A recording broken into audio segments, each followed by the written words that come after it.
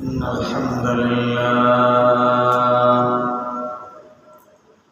نحمده ونستعينه ونستغفره ونعوذ بالله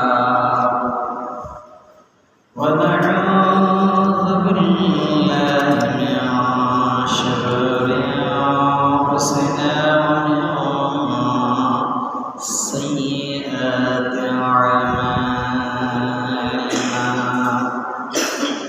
من يهده الله فلا مضل له ومن يضلل فلا هادي له وأشهد أن لا إله إلا الله وحده لا شريك له وأشهد أن محمدا عبده ورسوله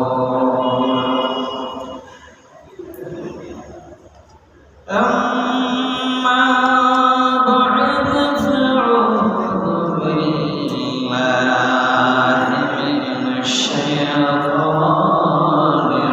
الرجيم ببركة بسم الله الرحمن الرحيم أمن جعل الأرض قرارا وجعل خلالها أنهارا وجعل لها رواسي وجعل بين البحرين حاجزا أإله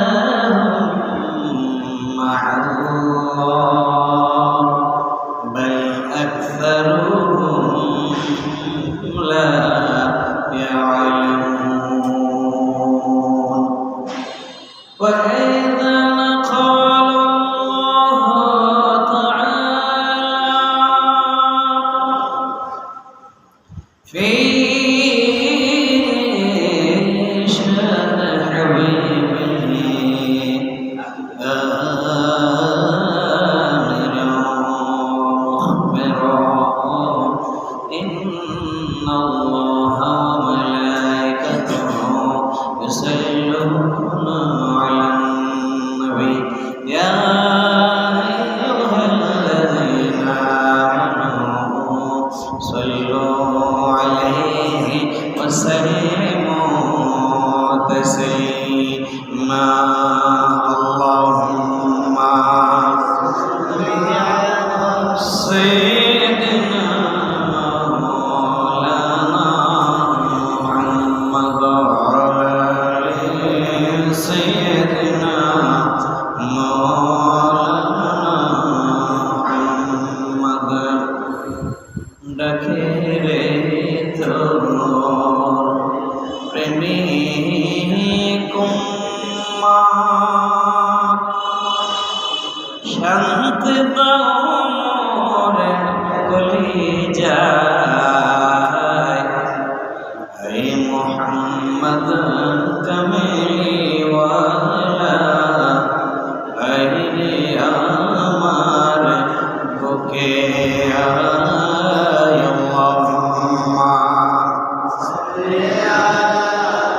سيدنا مولانا محمد وعلى آل سيدنا مولانا محمد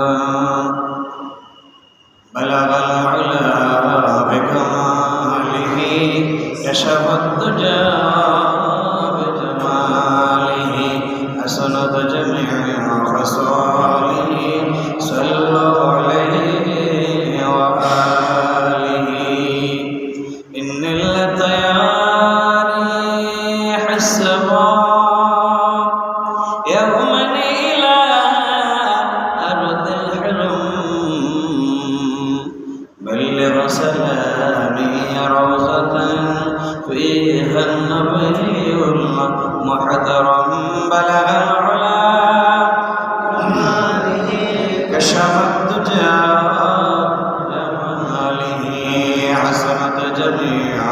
وصاله صلوا عليه وآله উপস্থিত আল্লাহবৃন্দ, দিনদার ইমানদার মুমিন আযম, সমবয়সী বারাদার ইসলাম, মাইকের আওয়াজ যতদূর যাচ্ছে দিনদার ইমানদার মুসলমান ভাই বোনেরা, আসসালামু আলাইকুম ওয়া রাহমাতুল্লাহি ওয়া বারাকাতুহু। আল্লাহর দরবারে শুকরিয়া জ্ঞাপন করছি যে মহামহিম আল্লাহ সুবহানাহু ওয়া তাআলা আমাদেরকে দয়া করে সুস্থ সবল রেখে আজকের এই পবিত্র জুমায় আগে ভাগে আল্লাহর করে আসার বসার তাওফিক দান করেছেন।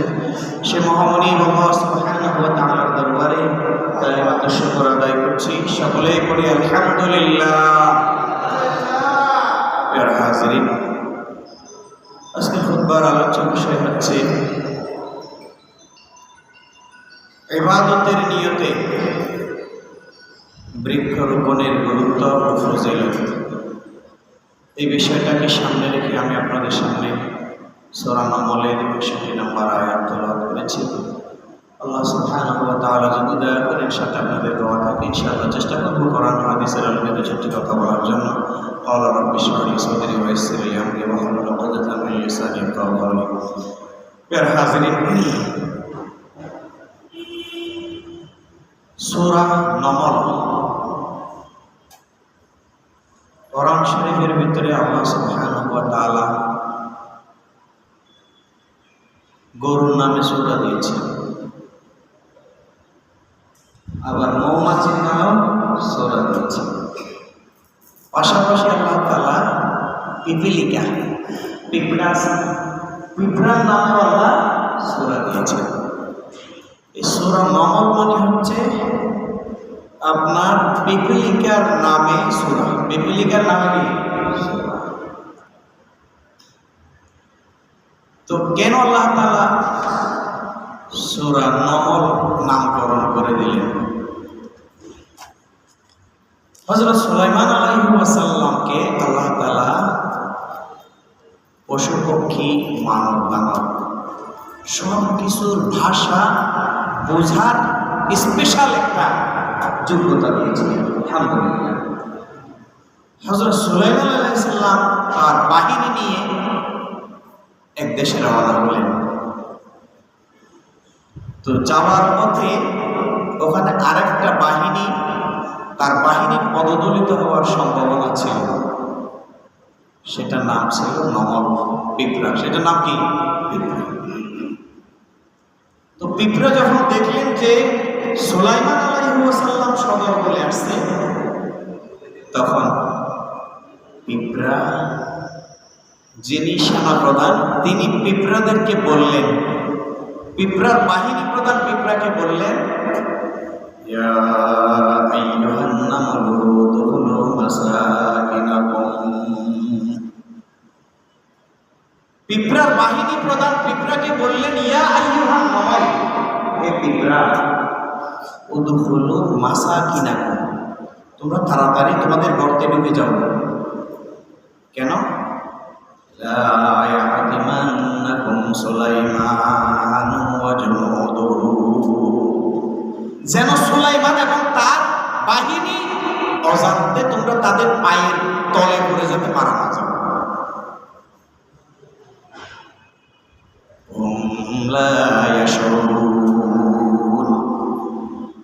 তারা জানতো না, না জানে পক্ষে তারা তোমাদেরকে পাড়া দিয়ে চলে যাবে, তোমরা মারা যাবে। সুতরাং নিজের জীবন রক্ষার্থে কি করো, তোমরা গর্তে ঢুকে যাও, তোমাদের আবাসস্থলে ঢুকে যাও। তাহলে তোমাদের আবাসস্থলে ঢুকে যাও। ঢুকে গেল। তখন এই যে সূরার ভিতরে নমল শব্দটা এসেছে, ওখান থেকে সূরা নমল নামকরণ করা হয়েছে। ওখান থেকে সূরা নমল কি করা হয়েছে? নামকরণ করা হয়েছে। তো আজকের বিষয় হচ্ছে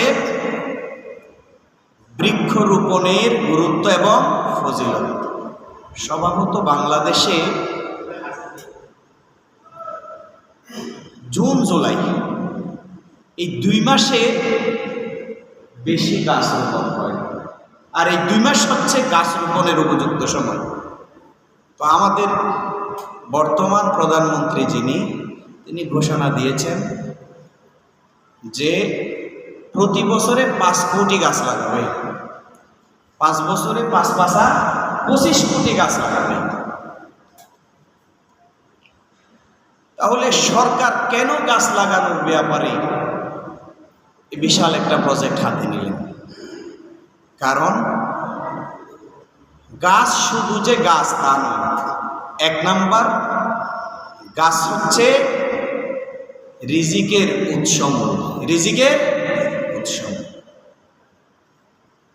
এই জন্য আল্লাহ রাব্বুল আলামিন বলছেন, أَمَّنْ جَعَلَ الْأَرْضَ قَرَارًا وَجَعَلَ خِلَالَهَا أَنْهَارًا وَجَعَلَ لَهَا رَوَاسِيَ وَجَعَلَ بَيْنَ الْبَحْرَيْنِ حَاجِزًا إِلَٰهٌ مَّعَ اللَّهِ بَلْ أَكْثَرُهُمْ لَا يَعْلَمُونَ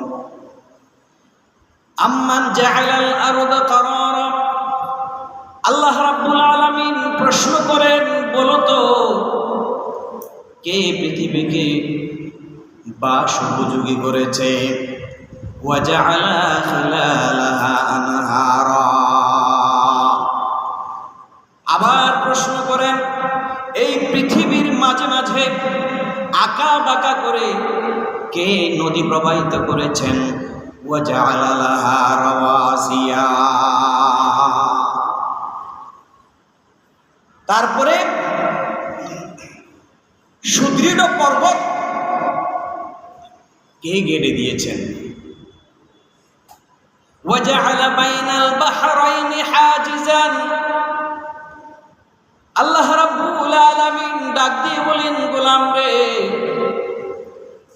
শুধু যে জমিনকে বাস উপযোগী করেছে তাই নয়, আর ওয়া খিলালাহা আনহারা, শুধু যে নদী ঢুকিয়ে দিয়েছে তা নয়, ওয়া জাআলা লাহা রাওয়াসিয়া, শুধু যে পাহাড় কেটে দিয়েছি তা নয়, ওয়া জাআলা বাইনাল বাহরাইনি হাজিজা, আল্লাহ রাব্বুল আলামিন বলেন সমুদ্র দিয়েছি, নদী দিয়েছি, বিশাল বিশাল সমুদ্র, মহা সমুদ্র দিয়েছি।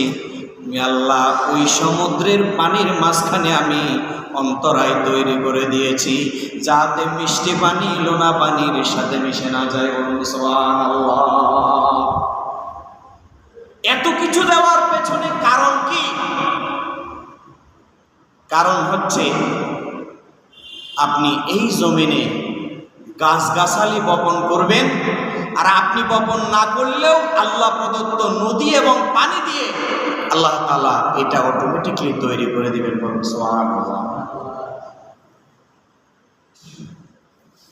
আল্লাহ রাব্বুল আলামিন প্রশ্ন করেন, আইলাহুম মাআল্লাহ, বান্দারে এত কিছু দৃষ্টান্ত দেওয়ার পরেও তোমরা কি আমি আল্লাহর সাথে আর কাউকে ইলা মানো? বাল আকসারুহুম লা ইয়ালামুন, তবু তাদের অনেকেই তা অনুধাবন করতে পারে না। আল্লাহ রাব্বুল আলামিন বলেন, হুয়াল্লাযী আনজালা মিনাস সামাই মাআন লাকুম মিনহু শারাবুন ওয়া মিনহু শাজারুন ফীহি তুসিমুন।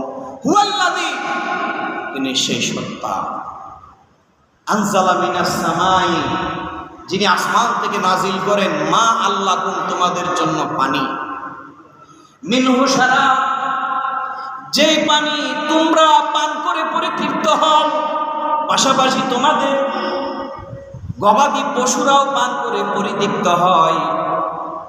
ওয়া মিনহু শাজারুন, আর ওই পানি থেকে আমি আল্লাহ গাছ উৎপন্ন করে। বলুন সুবহানাল্লাহ। ওয়াল আ'না ফীহি তুসিমুন, আল্লাহ রাব্বুল আলামিন বলেন, যার সাহায্যে তোমাদের পশুদের জন্য খাদ্য উৎপন্ন হয়, তারপরে এই পানির সাহায্যে তিনি শস্য উৎপন্ন করেন। বলুন সুবহানাল্লাহ। ইউমবিতু লাকুম বিহিজ যারআ, শস্য উৎপাদন করেন, ওয়াজ যাইতুন, আর যাইতুন উৎপাদন করেন, ওয়ান নাখিল, খেজুর উৎপাদন করেন, ওয়াল আনাব, আঙ্গুর উৎপাদন করেন, ওয়া মিন কুল্লিস সামারাতি ইন্না ফি যালিকা লাআয়াতান লিকাউমিন ইয়াতাফাক্কারুন। আরো নানাবিধ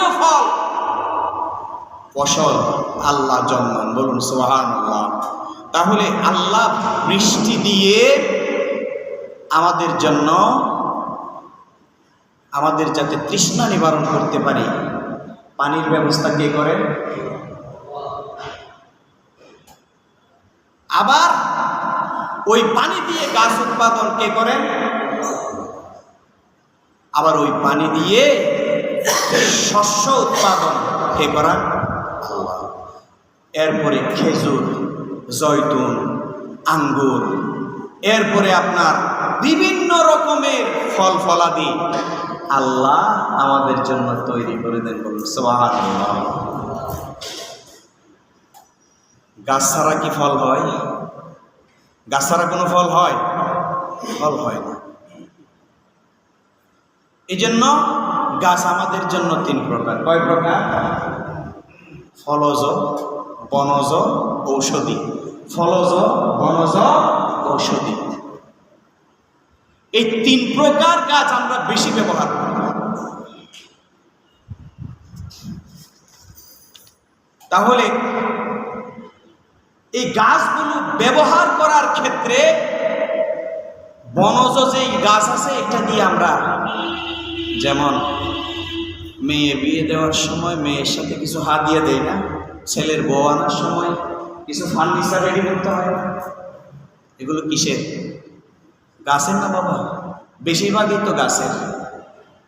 কেউ একটা শিক্ষা প্রতিষ্ঠান করেছে, ওখানে ছাত্রছাত্রীরা পড়ালেখা করবে, হাই বেঞ্চ লাগবে, লো বেঞ্চ লাগবে, টেবিল লাগবে, শিক্ষকের বসার জন্য চেয়ার লাগবে, এই সবগুলো কি? গাছের। এগুলো হচ্ছে বনজ গাছ। বনজ গাছ। আপনি বাড়ির ছাদ নির্মাণ করবেন, ওখানে খুঁটি লাগবে, এগুলো বনজ গাছ। এরপরে আপনি রান্না বান্না করবেন, এখনো আমাদের গ্রাম অঞ্চলে অনেক জায়গায় লাকড়ির চুলা আছে না? না আছে। এই বনজ গাছগুলো আমরা জ্বালানি কাঠ হিসেবে ব্যবহার করি, ফার্নিচারের কাঠ হিসেবে ব্যবহার করি, ঘর তৈরি সহ বিভিন্ন কাজে আমরা এই বনজ গাছগুলো আমরা ব্যবহার করে থাকি। এই গাছগুলো আপনি কেন বপন করবেন? কারণ এই গাছ কার জিকির করে? কাকে সিজদা দেয়?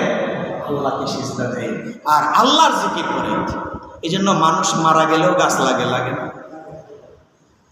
কবরের উপরে আপনি যখন তক্তা দিবেন অথবা বক্স বানিয়ে দিবেন, বক্সটা কি লোহা দিয়ে দেয় না তক্তা দিয়ে দেয়? উপরে যেটা আপনি ছানি দিবেন এটা তক্তা দিয়ে দেয় না? এরপরে বাঁশ দেয় না? আবার বলেছে সাইকিনের দিয়ে সার্ব কি লাগাই দাও? পাতি গাছ লাগাই দাও। কেন? ওদের পাতি গাছগুলো জীবিত হলে এরা আল্লাহর জিকির করবে, এদের জিকিরের বিনিময়ে কবরে যিনি আছেন তিনি শান্তি দিবেন। সুবহানাল্লাহ। আল্লাহ রাব্বুল আলামিন বলেন, আলাম তারা আন্নাল্লাহা ইয়াসজুদু লাহু মা ফিস সামাওয়াতি ওয়া মা ফিল আরদ। আল্লাহ রাব্বুল আলামিন ডাক দিয়ে বলেন, গোলাম রে, আলাম তারা, তুমি কি দেখো নাই? আন্নাল্লাহা ইয়াসজুদু লাহু মা ফিস সামাওয়াতি ওয়া মা ফিল আরদ, আসমান আর জমিনে যা কিছু আছে সব কিছু আমি আল্লাহ রাব্বুল আলামিনকে সিজদা দেই, বলুন সুবহানাল্লাহ। ওয়াশ শামসু, সূর্য সিজদা দেয় আমার আল্লাহকে, ওয়াল কামারু, চন্দ্র সিজদা দেয় আমার আল্লাহকে, ওয়ান নুজুমু, তারকা সিজদা দেয় আমার আল্লাহকে, ওয়াল জিবালু, পাহাড় সিজদা দেয় আমার আল্লাহকে, ওয়াশ শাজারু ওয়াদ দাওয়াব, গাছও সিজদা দেয় কাকে? তাহলে চন্দ্র বলেন, সূর্য বলেন, তারকা বলেন, পাহাড় বলেন, গাছ বলেন, জীবজন্তু বলেন, সবাই সিজদা দেয় কাকে? কিন্তু সৃষ্টি সেরা জীব মানুষ আল্লাহকে সিজদা দিতে চায়, কষ্ট লাগে। ওদের দিনে 5 বার ঠ্যাং করি উজু করবেন, বড় কষ্ট লাগে। আল্লাহ রাব্বুল আলামিন বলেন, যেহেতু গাছ বাস তরুলতা, চন্দ্র সূর্য তারকারাজি সবাই যেহেতু আমাকে সিজদা করে, সুতরাং বেশি বেশি গাছ লাগাই দাও।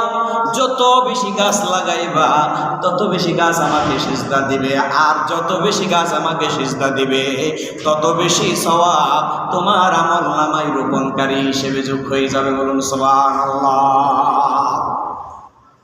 গাছে সিজদা দিবে যে এটারও বেনিফিট আপনি পাবেন, গাছ আল্লাহর জিকির করবে এটার বেনিফিট আপনি পাবেন। এই জন্য গাছ লাগানো এটা সাদাকা, গাছ লাগানো এটা কি সাদাকা। আল্লাহর হাবিবের কাছে প্রশ্ন করা হলো, ইয়া রাসূলুল্লাহ, হাবিবাল্লাহ,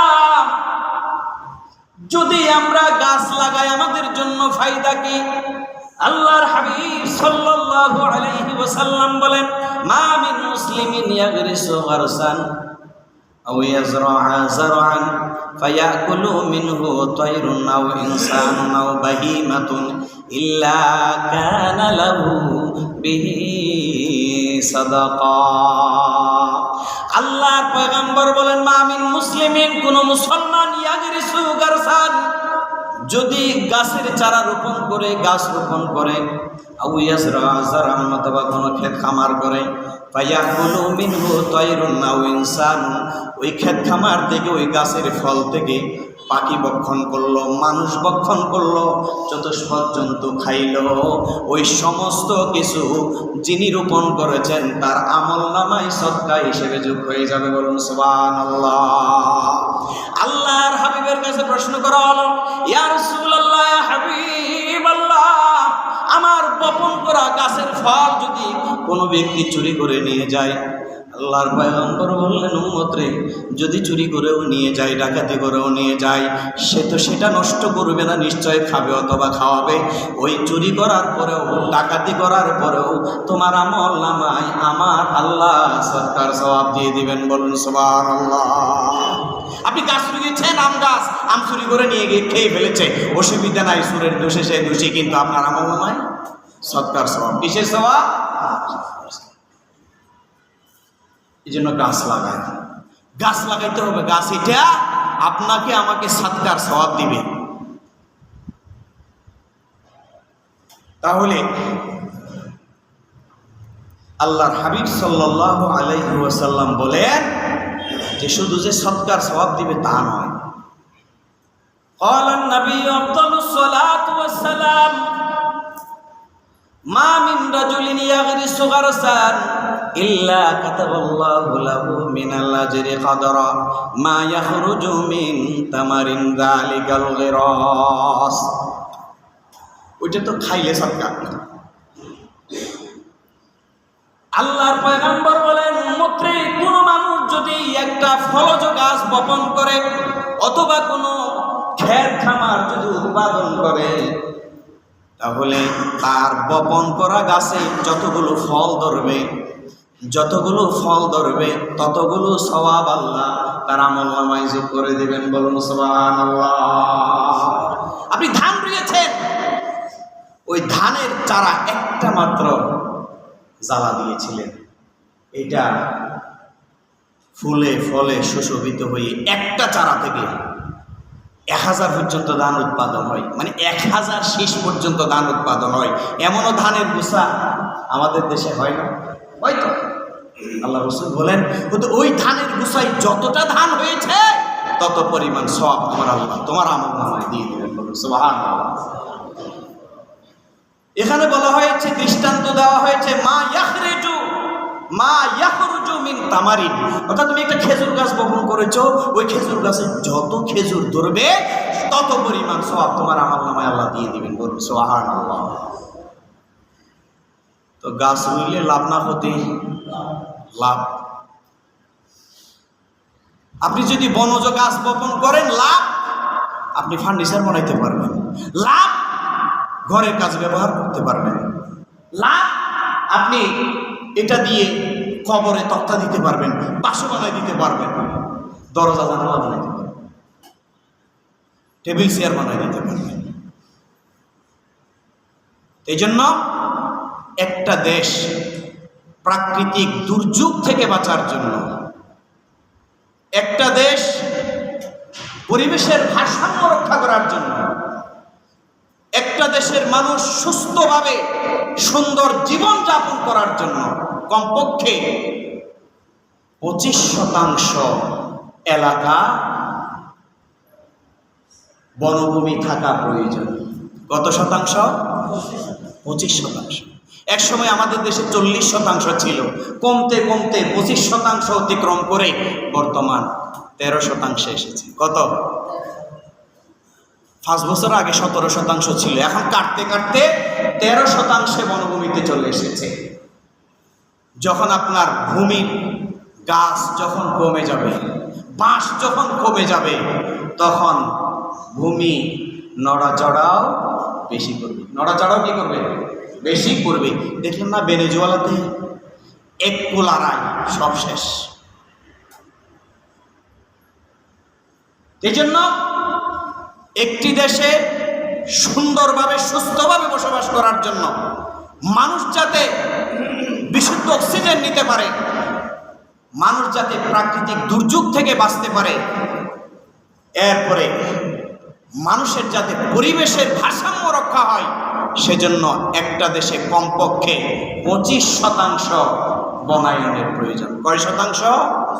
25%।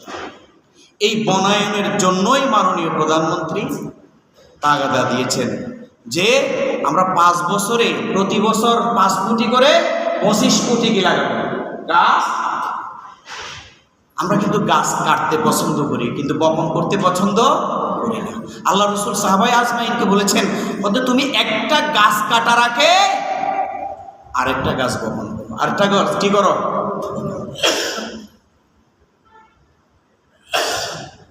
তাহলে সবুজায়নের জন্য সৌদি আরব যারা গিয়েছেন দেখেছেন, তাইফটা শুধু বাংলাদেশের মতো, অন্যান্য যেই জায়গাগুলো আছে সবগুলো মরুভূমি।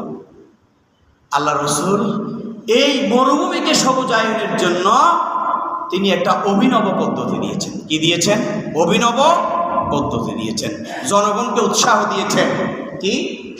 ক্বালান নবী আফদালুস সালাতু ওয়াস সালাম মান আহইয়া আরদান মাইয়াতান ফাহিয়া আলাউ।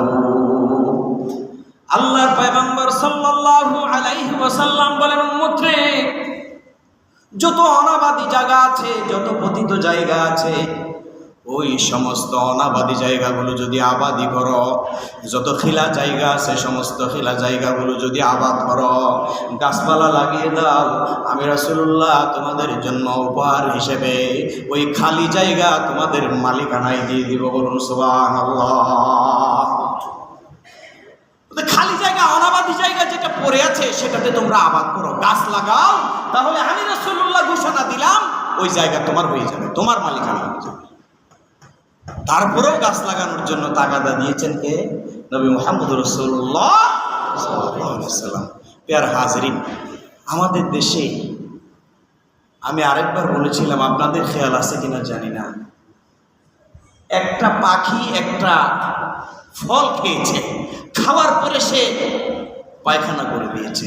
ওই পায়খানা করা, ওই পায়খানার সাথে বিচিটা মাটিতে পড়ে, দেখা যায় ওই বিচি থেকে কি হয়ে গেছে? গাছ হয়ে গেছে। সুবহানাল্লাহ বলবেন না? আরে মানুষও তো খায়, পায়খানা করলে ওখান থেকে তরমুজ গাছ জন্মায়, আছে না? তরমুজ খাই, পায়খানা করছে, মাইসে পায়খানা করছে, দেখা যায় যে ওইখান থেকে তরমুজের বিচি থেকে তরমুজের লতা পাতা হয়ে গেছে। এমন একটা দেশ, এটা অবশ্যই তো আল্লাহর একটা জান্নাতের টুকরা। সুবহানাল্লাহ বলবেন না? যারা আরাবিয়ান কান্ট্রিগুলো ঘুরে এসেছেন আপনারা বলতে পারবেন এটা হচ্ছে আল্লাহর অঘোষিত একটা জান্নাতের টুকরা, যেখানে পাখি পায়খানা করে দিলে গাছের জন্ম হয়ে যায়, যেখানে মানুষ পায়খানা করলে গাছের জন্ম হয়ে যায়। সেই জায়গা, এত উর্বর জায়গা আল্লাহ আমাদেরকে দিয়েছে, কিন্তু মানুষগুলো উর্বর নয়। মানুষগুলো কি নয়? উর্বর। আমরা মানুষ, বেশিরভাগ মানুষ উপরে ফিটফাট, ভিতরে বুদ্ধি দিতে এনে ফেরাস্তা ডুলে লাদে, ভিতরে কিন্তু 6,000 হইতে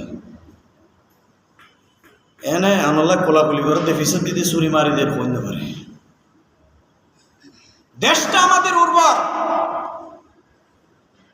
অন্যান্য মরুভূমি এলাকাতে একটা গাছকে বাঁচানোর জন্য তারা যত টাকা না খরচ করে, আমাদের দেশে একটা মানুষ বাঁচানোর জন্য তত টাকা খরচ করতে হয়।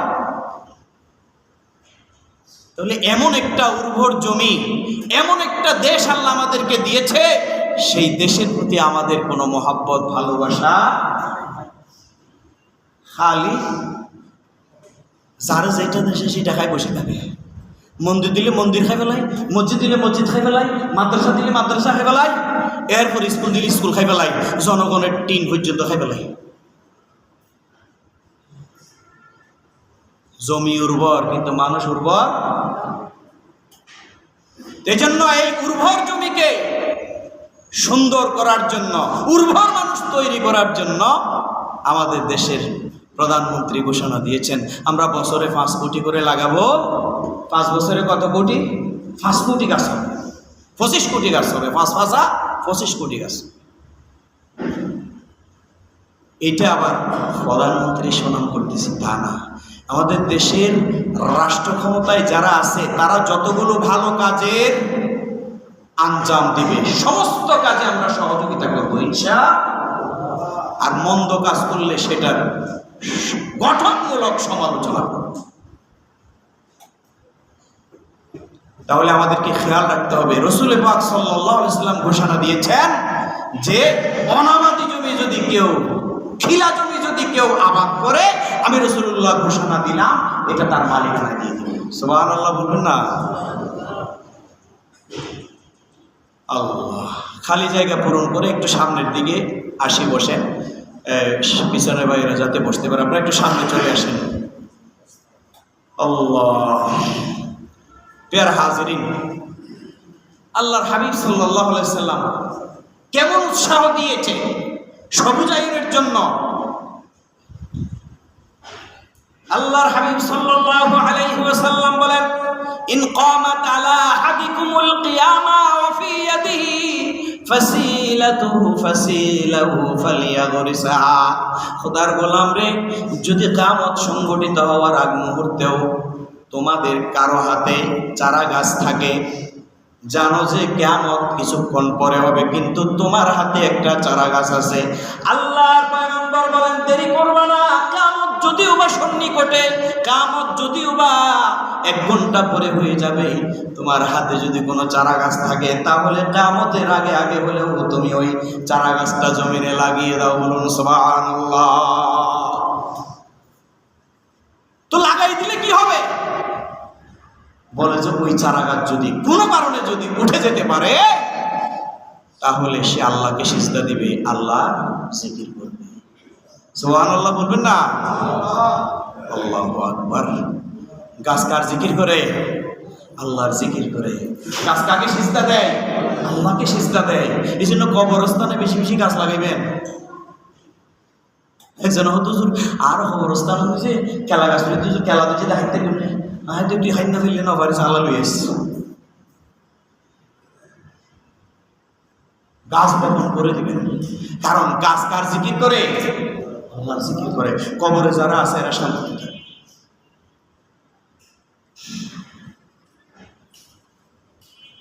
আল্লাহ।